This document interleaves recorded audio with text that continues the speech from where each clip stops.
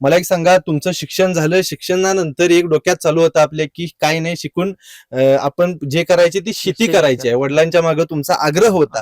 हा आग्रह आजकालच्या तरुणांच्या मध्ये बघायला मिळत नाही. हा आग्रह जो आला तो कसा आला, काय आला सांगा. आग्रह तर कारण नोकरीची तर माझी पहिल्यापासून इच्छा नव्हती. घरच्याचं खूप म्हणणं होतं, तू नोकरीची तयारी कर, नोकरी लाग.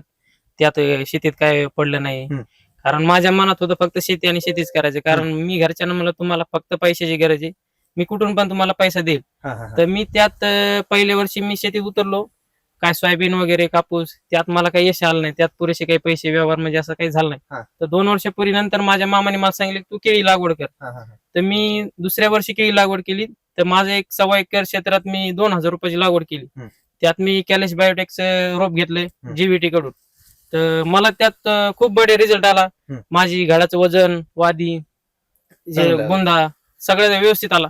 मला ते पाहून मी समोर 2.5 ते 3 एकर परत लागवड केली केळीची. ते इथून माझं एकच म्हणणं आहे की शेतकऱ्यांनी चांगल्या शेतीकडे वळावं आणि समृद्ध शेती आणि फळबागेकडे चांगल्या याच्यात वळावं.